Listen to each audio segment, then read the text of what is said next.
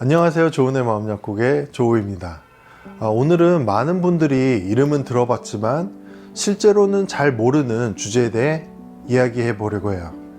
바로 공황장애가 어떻게 생기고 또 어떻게 치료되는지에 관한 이야기입니다. 혹시 이런 경험 있으세요? 갑자기 심장이 미친 듯이 뛰고 숨이 막히는 것 같고 손발이 차갑게 저려오면서 나 지금 죽는 건가? 하는 두려움이 확 밀려오는 순간이에요. 이런 경험이 반복이 되면 언제 또 이런 일이 올까 불안해지면서 일상 자체가 무너져 버립니다. 처음 이런 발작을 겪으면 대부분 응급실로 달려가죠. 그런데 검사해보면 심장에도 폐에도 큰 이상이 없다고 나오거든요. 그러면 더 혼란스럽고 무섭습니다.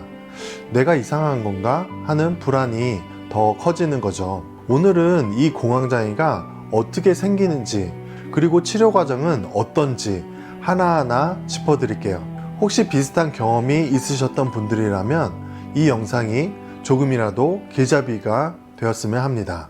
공황장애는 어떻게 생길까요? 공황장애는 갑자기 뚝 떨어지는 듯 생기는 게 아니에요. 대부분은 오랫동안 쌓여온 스트레스와 불안 그리고 표현하지 못한 감정들이 바탕에 있어요. 직장에서는 야근과 압박, 학교에서는 시험 스트레스, 집에서는 책임과 갈등, 이런 게 차곡차곡 쌓이면서 우리 몸이 늘 긴장 상태에 놓이게 돼요. 그러다 작은 신체 반응에도 과민하게 반응하게 되는 거죠. 예를 들면 그냥 카페인 마시고 두근거린 건데 심장마비 오는 거 아니야? 라고 해석해 버리는 거예요. 이 해석이 불안을 폭발적으로 키우고 그게 바로 공황 발작이에요. 그리고 한번 경험하면 또 올까봐 걱정하게 되는데 이걸 예기 불안이라고 합니다. 그러다 보니 지하철, 버스, 회의실 같은 상황을 피하기 시작하고 결국 일상이 점점 좁아지죠. 증상은 어떤 게 있을까요? 공황 발작 때 나타나는 증상은 정말 다양해요. 심장이 막 터질 듯이 뛰고 가슴이 조여오는 느낌, 숨이 막혀서 지금 당장 쓰러지겠다 싶은 공포, 손발이 차갑게 식거나 저려온다던가 아니면 어지럽고 쓰러질 것 같은 느낌, 현실이 아닌 것 같은 비현실감, 내가 내 몸에 빠져나온 것 같은 이나 경험, 그리고 가장 무서운 건 내가 죽을지도 몰라 혹은 미쳐가고 있다는 극도의 공포예요. 그래서 많은 분들이 처음엔 응급실부터 가는 거예요. 그런데 검사상 이상이 없으니 내가 이상한 건가 하고 자책하게 되죠. 이런 신체적 정신적 고통이 동시에 밀려오는 것, 이게 공황장애의 특징입니다. 치료 과정으로는 약과 상담이 있습니다. 그런데 다행히 공황장애는 치료할 수 있어요. 보통 약물 치료랑 상담 치료를 같이 합니다. 약물 치료로는 급할 때에는 항불안제, 벤조디아제핀 계열로 증상을 빠르게 낮추기도 해요. 다만 이거 오래 쓰면 의존 위험이 있어서 단기간만 쓰게 됩니다. 장기적으로는 항우울제, SSRI나 SNRI 계열을 가장 많이 써요. 이 약은 세로토닌 같은 신경 전달 물질 균형을 맞춰서 불안을 줄이고 발작 빈도를 줄여줍니다. 언제까지 먹어야 되는지도 참 중요하죠. 보통 증상이 안정된 뒤에도 최소 6개월에서 1년 이상은 꾸준히 먹는 게 좋습니다. 너무 빨리 끊으면 재발 위험이 크거든요.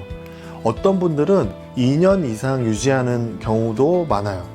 중요한 건 증상이 안정되고 일상생활이 회복된 뒤에 천천히 줄여야 한다는 겁니다. 상담 치료로는 인지행동 치료, CBT라고 불리는 치료를 하게 되면 좋습니다. 여기서는 신체 반응을 잘못 해석하는 걸 교정해요. 심장이 뛴다고 해서 죽는 건 아니야. 숨이 막혀도 곧 진정될 거야. 라는 방식으로 말이죠. 또 피했던 상황에 조금씩 노출되면서 두려움을 줄여가는 훈련도 합니다. 이런 과정을 통해 발작에 대한 두려움 자체가 줄어듭니다. 약 말고도 도움되는 것들이 있죠. 약과 상담 외에도 생활 관리가 정말 중요합니다. 수면 규칙, 일정한 시간에 자고 일어나는 거 중요하고 운동, 가벼운 유산소 운동을 함으로써 긴장 완화를 시키면 좋습니다. 카페인, 술 줄이기, 신체 자극을 줄이는 거죠. 그리고 호흡 훈련, 4초 들이마시고 4초 멈췄다가 6초 내쉬는 446 호흡을 하시면 좋습니다. 그라운딩 기법이라는 게 있는데요. 지금 이 순간에 집중해서 불안을 줄이는 훈련이 있습니다. 그리고 마지막으로 사람들과 연결, 혼자 있지 말고 믿을 만한 사람이나 커뮤니티랑 함께 하는 것입니다. 저도 조울증을 오래 겪으면서 느낀 것이 있습니다.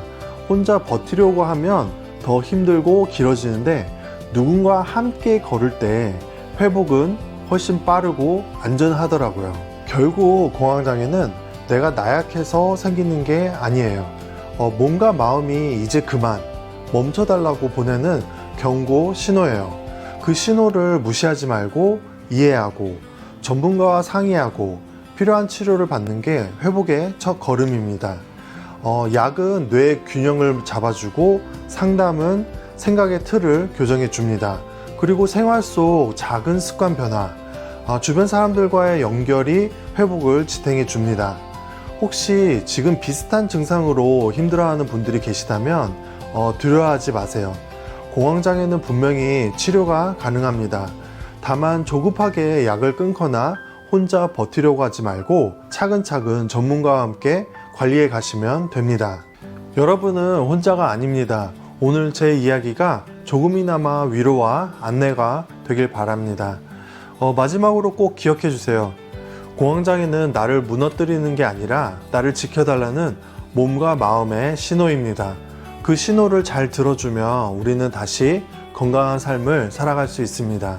지금까지 여러분의 동료 지원 크리에이터 조우였습니다. 감사합니다.